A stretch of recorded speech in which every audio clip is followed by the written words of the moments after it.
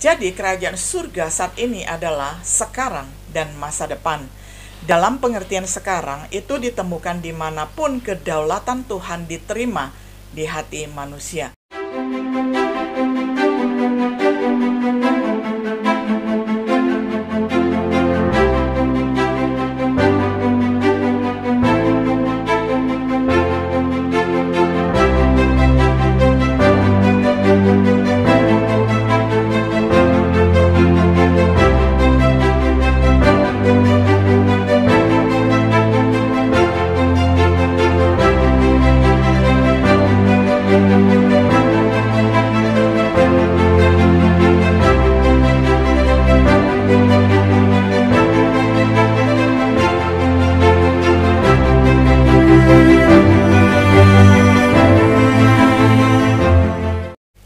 Shalom, sahabat setia yang dikasihi oleh Tuhan. Senang sekali kita dapat berjumpa kembali di dalam acara Renungan Sahabat Setia. Pada hari ini kita tiba pada episode yang ke-10 di dalam serial Perenungan Kitab Matius dengan tema Pelayanan Khotbah Yesus. Saya akan membacakan firman Tuhan dari Kitab Matius 4 ayat 12 hingga ayat 17 untuk kita semuanya. Tetapi waktu Yesus mendengar bahwa Yohanes telah ditangkap, menyingkirlah ia ke Galilea. Ia meninggalkan Nazaret dan dia diam di Kapernaum, di tepi danau, di daerah Zebulon dan Naftali, supaya genaplah firman yang disampaikan oleh Nabi Yesaya. Tanah Zebulon dan tanah Naftali, jalan ke laut, daerah seberang Sungai Yordan, Galilea, wilayah bangsa-bangsa lain. Bangsa yang diam dalam kegelapan telah melihat terang yang besar, dan bagi mereka yang diam di negeri yang dinaungi maut, telah terbit terang. Sejak waktu itulah Yesus memberitakan, bertobatlah, sebab kerajaan surga sudah dekat. Sampai demikian jauh pembacaan firman Tuhan dari Matius 4, ayat 12 hingga ayat yang ke-17. Di dalam Matius yang kita baca ini, kita membaca tentang pelayanan publik Yesus, ataupun di hadapan umum di Galilea, yang bersamaan dengan waktu pemenjaraan Yohanes Pembaptis, yang dimulai di Kapernaum di tepi laut Galilea, yang menggenapi nubuatan Yesaya. Pelayanan publiknya meliputi berkhotbah. Sejak waktu itulah Yesus mulai memberitakan, bertobatlah sebab kerajaan surga sudah dekat. Bandingkan juga dan Matius 4 ayat 23, Yesus pergi ke seluruh Galilea, mengajar mereka di sinagoge, memberitakan Injil kerajaan surga. Kata berkhotbah dalam bahasa Yunaninya kerux berarti memberitakan. Tetapi apa pesan yang Yesus beritakan? Apakah itu pesan yang harus diberitakan juga pada hari ini? Di dalam perenungan kita pada episode ke-10 ini, fokus kita adalah pada Matius 4 ayat 17. Pesan yang ingin kita pahami yang diberitakan oleh Yesus selama pelayanannya kepada umum ataupun khalayak ramai. Dari ayat ini, yang pertama kita pelajari bahwa Yesus berkhotbah mengenai pertobatan. Yesus memanggil orang untuk bertobat, seperti yang dilakukan oleh Yohanes Pembaptis, yakni perintis jalan Tuhan. Seperti yang akan Yesus katakan nanti, karena aku tidak datang untuk memanggil orang benar, tetapi memanggil orang berdosa agar bertobat. Apa artinya bertobat? Banyak orang memiliki kesalahpahaman tentang pertobatan. Misalnya pertobatan itu adalah tentang kesedihan, tetapi pertobatan adalah hasil dari kesedihan. Kesedihan menuntun orang pada pertobatan. Kesedihan itu sendiri bukanlah pertobatan. Misalnya pertobatan itu adalah hidup yang berubah. Berpikir dengan sadar adalah hidup yang dipertobatkan. Tetapi sadar dan bertobat adalah dua hal yang berbeda. Sebagaimana yang Petrus katakan di dalam Kisah Para Rasul 3 ayat 19. Petrus berkata, karena itu sadarlah dan bertobatlah. Jika sadar berarti sama dengan pertobatan, maka Petrus itu berlebihan. Fine mendefinisikan pertobatan sebagai berubah pikiran ataupun metanoia. Itulah yang melibatkan seseorang itu Baik dia itu berbalik dari dosa dan dia juga berbalik kepada Tuhan. Jadi melakukan dua hal yang sama, meninggalkan dosa dan datang kepada Tuhan. Itulah definisi yang sangat praktis tentang pertobatan. Bagaikan perubahan dari seekor ulat menjadi kepompong dan kemudian dari kepompong menjadi kupu-kupu yang sangat indah. Itulah yang terkandung di dalam kata perubahan pemikiran ataupun pembaruan budi ataupun metanoia ketika seseorang bertobat di dalam hidupnya. Pertobatan dengan demikian adalah perubahan pikiran yang kita putuskan untuk berbalik dari dosa dan kembali kepada Tuhan, yang diawali dengan kesedihan dan diikuti dengan hidup yang berubah. Karena itu Yesus memanggil orang-orang untuk mengubah pikiran mereka mengenai dosa, karena Dia mengajarkan bahwa kerajaan surga sudah dekat. Apakah pertobatan itu perlu diberitakan hari ini? Jawabannya adalah sangat pasti. Pertobatan harus diberitakan dalam nama Yesus kepada semua bangsa. Tuhan sekarang memanggil semua manusia dimanapun berada untuk bertobat. Jadi Paulus berkhotbah kepada orang Yahudi dan juga bukan orang Yahudi bahwa mereka harus bertobat. Dimanapun ada dosa, pesan pertobatan perlu disampaikan ataupun diproklamirkan. Orang perlu diberitahu untuk berubah pikiran ataupun bertobat, metanoia. Mereka membutuhkan berbalik kepada Tuhan dan melakukan pekerjaan yang sesuai dengan pertobatan. Setiap pemberitaan Injil yang tidak termasuk panggilan untuk bertobat bukanlah Injil yang benar. Jadi Injil yang benar itu selalu menyerukan kepada orang untuk bertobat, meninggalkan dosa, dan kembali kepada Tuhan. Dalam memanggil orang untuk bertobat, Yesus menyatakan mengapa mereka perlu melakukannya. Mengubah pikiran mereka, berbalik dari dosa kepada Tuhan. Sebab kerajaan surga sudah dekat. Ini mengarah kepada poin kita berikutnya. Yesus menghargai kerajaan surga, tema utama dari khotbahnya, seperti halnya dengan Yohanes Pembaptis, itu adalah fokus dari pelayanan keliling berkhotbahnya Yesus. Tema khotbahnya seperti di bukit dan juga khotbah-khotbahnya di tempat lain. Tema dari begitu banyak bahan pengajaran dan perumpamaan yang dicatat oleh Matius, maka tema utama di dalam khotbahnya Yesus adalah kerajaan surga sudah dekat. Apakah kerajaan surga itu? Itu adalah hal yang sama dengan kerajaan Allah. Jadi kerajaan surga dan kerajaan Allah itu adalah sama. Walaupun ada beberapa orang mencoba untuk membuat perbedaan, tetapi perbandingan singkat dari Injil, dari keempat Injil menunjukkan istilah-istilah tersebut mengacu kepada hal yang sama. Misalnya Matius 4 ayat 17 dengan Markus 1 ayat 14 sampai 15. Matius 5 ayat 3 dibandingkan dengan Lukas 6 ayat 20. Matius 13 ayat 31 dibandingkan dengan Markus 4 ayat 30 sampai 31. Matius menggunakan ungkapan kerajaan surga secara eksklusif, sementara penulis Injil lainnya menggunakan frase tersebut sebagai kerajaan Allah. Ini mungkin disebabkan karena Matius menulis Injilnya kepada orang Yahudi. Dia memilih untuk memakai frase kerajaan surga karena keengganan orang Yahudi untuk menggunakan nama Allah. Karena rasa hormatnya kepada Allah, jadi daripada menyebut banyak sekali nama Allah, kerajaan Allah, jadi Matius memilih untuk menggunakan kerajaan surga. Karena kesalahpahaman orang Yahudi tentang kerajaan yang akan datang, banyak yang mengantisipasi kerajaan fisik.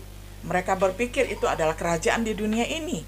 Jadi ekspresi surga dipilih oleh Matius secara harafiah. Surga itu adalah langit, syamayim, akan menekankan tentang kerajaan rohani. Jadi ini adalah alasannya. Kerajaan surga melibatkan 4 konsep yang saling terkait. Yang pertama adalah raja, pemerintahan, atau kedaulatan yang diakui Allah. Istilah kerajaan yang digunakan oleh orang Yahudi seringkali ditekankan ide abstrak tentang kekuasaan dan penguasa, bukan wilayah geografis yang terbatas. Ini cara yang digunakan oleh Yesus dalam Matius 6 ayat 10. Datanglah kerajaanmu, jadilah kehendakmu. Kerajaan surga melibatkan aturan surga di hati manusia. Aturan surga ini bersifat rohani.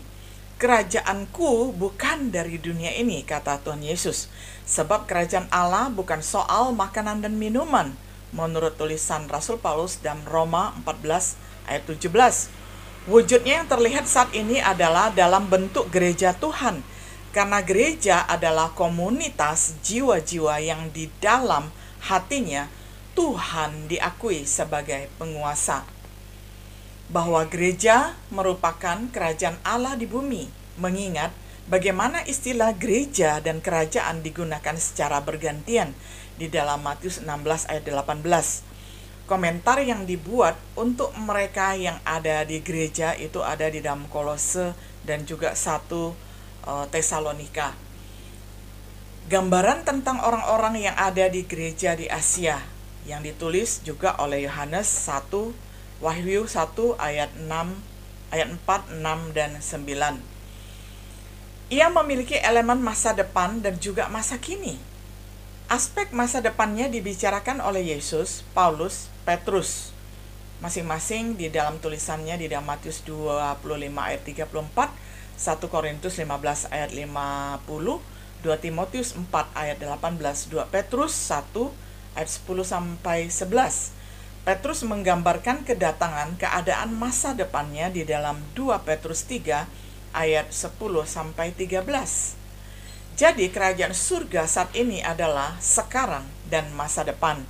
Dalam pengertian sekarang itu ditemukan dimanapun kedaulatan Tuhan diterima di hati manusia, yakni setiap hati orang percaya itu adalah gereja.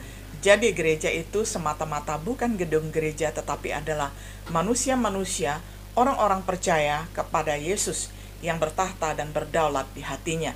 Dan itu adalah kerajaan rohani, karena Tuhan memerintah di dalam hati manusia. Wujudnya ataupun manifestasi lahirnya hari ini adalah gereja Tuhan. Di manapun ada gereja Tuhan, ada orang Kristen, disitulah kerajaan surga berada. Aturan atau kerajaan Allah ini diresmikan pada hari Pentakosta, yakni hari turunnya Roh Kudus. Untuk masa depan, aturan atau kerajaan Allah akan memuncak dengan kedatangan Tuhan Yesus yang kedua kali. Jadi ini akan melibatkan berita surga dan bumi yang baru yang masuk di dalam kebenaran. Jadi di dalamnya berbicara tentang kebenaran, dan itu dijelaskan oleh Petrus dan juga Yohanes. Ini hanya akan dialami oleh orang-orang di gereja yang tunduk kepada kehendak Tuhan pada hari ini. Jadi bukan orang Kristen-Kristenan yang mengaku-mengaku Kristen saja, tetapi pada orang Kristen yang benar-benar mengerti kehendak Tuhan akan menerima penyataan khusus ini. Mereka akan mengerti kehendak Tuhan. Jadi tidak hanya menginginkan hal yang terbaik untuk dirinya sendiri, tetapi dirinya sendiri inilah yang mengikuti kehendak Tuhan di dalam hidupnya, menjadi saksi-saksi Tuhan di tengah-tengah dunia ini. Apakah kerajaan surga perlu diberitakan pada hari ini? Jawabannya adalah sangat pasti. Filipus memberitakan hal-hal tentang kerajaan Allah. Rasul Paulus dalam khotbah dan pengajarannya berbicara tentang tantangan dalam memasuki kerajaan surga dalam pengertian di masa depan. Beralasan dan diyakinkan dengan orang-orang tentang kerajaan surga diberitakan oleh para rasul di dalam kitab Kisah Para Rasul pasal 19 ayat 8. Telah pergi ke antara orang-orang Efesus memberitakan kerajaan Allah ini. Dicatat oleh Lukas di dalam Kisah Para Rasul 20 ayat 25. Bagaimana gereja bersaksi dengan sungguh-sungguh tentang kerajaan Allah kepada orang-orang Yahudi di Roma. Jadi para rasul yang adalah sebagai anggota gereja yang mula-mula rajin bersaksi untuk memberitakan kabar baik ini kepada semua orang yang dapat mereka jumpai. Di dalam suratnya, Paulus juga menulis tentang sifat kerajaan, bukan soal makanan dan minuman. Orang-orang yang serakah, penyembah berhala tidak akan mewarisi kerajaan surga. Yesus menyerahkan kerajaan Allah ini ketika dia kembali ke surga. Jadi setelah dia mendapatkan pengakuan dari seluruh mulut dan bibir, dari segala suku bangsa dan seluruh bangsa yang ada di muka bumi ini, jadi orang-orang yang sudah menjadi miliknya ini akan menjadi milik Yesus, dan Yesus serahkan kerajaan ini ketika dia kembali ke surga kelak kepada Allah Bapa. Jadi kita ingat pelajaran tentang Trinitas. Allah adalah Esa, namun memiliki 3 pribadi yang berbeda, Bapa, Putra, dan Roh Kudus. Dan 3 pribadi ini saling memuliakan, saling menghormati, dan saling menghargai satu dengan yang lainnya. Jadi kerajaan Allah semata-mata bukan berbicara tentang soal makanan dan minuman, tetapi berbicara tentang kebenaran-kebenaran Allah. Bagaimana darah dan daging tidak dapat mewarisi kerajaan Allah. Jadi ini berbicara tentang bagaimana ketika kita masih hidup di dunia ini, ketika ada begitu banyak orang hanya melakukan hal-hal yang bersifat sementara, hal-hal yang bersifat kedagingan, hal-hal yang bersifat darah, artinya hidup yang sementara ini.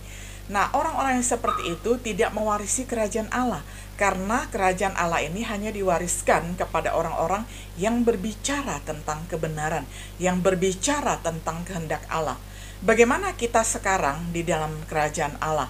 Nah, kita yang berada di dalam kerajaan Allah, dapat kita lihat orientasi hidup kita. Kalau orientasi hidup kita semata-mata hanya untuk memuaskan kepentingan daging, kepuasan perut, nah itu adalah orang-orang yang tidak mewarisi kerajaan Allah.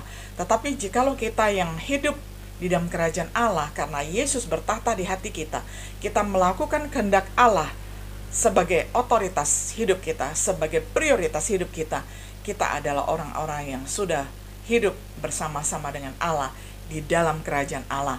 Bagaimana juga Paulus berkata kepada jemaat di Kolose bahwa orang-orang yang melayani itu adalah rekan-rekan sepelayanan, rekan-rekan sekerajaan Allah. Bagaimana juga Paulus mengatakan bahwa kita yang menderita karena Allah itu juga dianggap layak untuk kerajaan Allah. Jadi kalau kita yang tidak pernah menderita sedikit pun ketika kita bersaksi, dan kalaupun diberi kesempatan untuk bersaksi, lalu ada satu hal yang tidak mengenakan, entah itu kehilangan, entah itu kemalingan, entah kita harus mengeluarkan uang, lalu akhirnya kita kapok, kita tidak mau bersaksi, bagaimanakah kita dapat mewarisi kerajaan Allah jikalau hanya berkorban sedikit saja untuk Tuhan? Kita tidak mau. Nah, jadi kerajaan Allah diwariskan kepada orang yang layak menerimanya, yakni orang yang pernah menderita karena bersaksi, karena nama Tuhan. Tuhan memanggil kita ke dalam kerajaannya dan di dalam kemuliaannya. Yesus menghakimi kita pada waktu penyataannya dan kerajaannya. Tuhan memelihara Paulus untuk masuk ke dalam kerajaan surga. Demikian juga penulis Ibrani mengacu kepada sebuah kerajaan yang tidak bisa digoyahkan. Jadi ini adalah kesaksian dari penulis-penulis kitab yang begitu setia bersaksi kepada Tuhan. Mereka sudah yakin sekali bahwa Tuhan akan memasukkan mereka di dalam kerajaan yang kekal, kerajaan yang tidak akan digoyahkan. Dan Yakobus juga menggambarkan orang miskin yang setia sebagai ahli waris kerajaan sorga. Ya, jadi banyak sekali orang miskin yang secara harta tidak memiliki apa-apa, tetapi secara rohani mereka setia bersaksi bagi Tuhan. Mereka akan mewarisi kerajaan Allah. Petrus menulis tentang bagaimana kita bisa memiliki jalan masuk yang berlimpah di dalam kerajaan abadi Tuhan kita. Dan Yohanes menggambarkan dirinya sebagai seorang saudara dan sebagai seorang rekan di dalam kerajaan Yesus. Jadi kita melihat bagaimana kesaksian para rasul, mereka yakin sekali bahwa mereka mewarisi kerajaan surga karena mereka sudah bersaksi dan memberikan nyawanya untuk melayani Tuhan. Nah, ini adalah orang-orang yang sungguh layak masuk dalam kerajaan surga. Ada sedikit perbedaan dalam pesan mereka, namun Yohanes Pembaptis, Yesus, dan para murid-muridnya semua memproklamasikan kerajaan surga sudah dekat. Untuk aturan Tuhan seperti yang dinubuatkan oleh para nabi itu akan diwujudkan. Selama pelayanan Yesus di bumi, itulah kerajaan ataupun pemerintahan di dalam waktu sekarang dan masa depan. Itu adalah kabar baik, kerajaan surga sudah dekat. Namun setelah kenaikan Kristus ke surga, pemberitaan kerajaan memproklamirkannya, baik sekarang maupun masa depan. Aturan Tuhan sekarang sepenuhnya diwujudkan di dalam pribadi Yesus Kristus. Mereka yang dengan senang hati menerima dapat menerima pesan yang ditambahkan Tuhan sendiri ke gerejanya atau kerajaannya. Jadi kita bersyukur sekali setelah Yesus naik ke surga, maka kita, orang-orang gereja, komunitas-komunitas orang percaya yang tunduk kepada otoritas Tuhan, kita ini adalah penerus pemberitaan kerajaan Allah itu. Kitalah yang diutus oleh Tuhan untuk bersaksi demi namanya dan demi kerajaannya. Mereka yang bertahan sampai akhir, mereka yang rela menderita bagi Tuhan, dapat mewarisi surga dan kerajaan abadi yang Tuhan berikan kepada kita kelak. Ini adalah kabar baik, Injil kerajaan sekarang dan yang akan datang. Bertobatlah sebab kerajaan Allah sudah dekat. Itulah inti tema dari berita ataupun khotbah Tuhan Yesus. Kesimpulannya, di dalam pelayanan pemberitaan Yesus, dua tema untuk menerima pesannya adalah kebutuhan untuk pertobatan, dan yang kedua karena kerajaan surga sudah dekat. Saat kita memenuhi amanat agung hari ini, di dalam Matius 28 ayat 18-20, tema kita harus sama, yakni kerajaan surga telah datang dan akan datang. Tersirat dalam kata-kata Tuhan Yesus sendiri, semua otoritas, semua kuasa telah diberikan kepadaku di surga dan di bumi. Kebutuhan untuk bertobat itu tersirat di dalam kata-kata Tuhan Yesus, jadikanlah semua bangsa muridku. Jika kita ingin mengalami kebahagiaan kerajaan abadi Tuhan dan Juru Selamat kita, kita harus melakukan kehendak Bapa dan jadilah dalam kerajaan putranya yang terkasih hari ini. Sudahkah kita tunduk pada Injil kerajaan seperti yang diberitakan oleh para rasul Tuhan? Kiranya setiap diri kita boleh mengambil bagian dan cepat-cepat mengambil bagian di dalam kerajaan Tuhan untuk menjadi saksinya, agar kita sungguh-sungguh boleh bersuka cita bersama-sama dengan Tuhan di dalam kerajaan abadi, di dalam kerajaan surga, di dalam kerajaan Allah. Bersuka cita bersama Sang Raja, yakni Yesus, dan bersama saudara-saudara seiman kita dari sepanjang abad dan sepanjang zaman. Kiranya kita boleh menjadi saksi-saksi yang tekun dan rela menderita kesengsaraan di dunia ini, sementara kita dipercaya menjadi saksinya. Kiranya Tuhan menguatkan kita semua untuk menjadi saksi-saksi kerajaan surga. Shalom.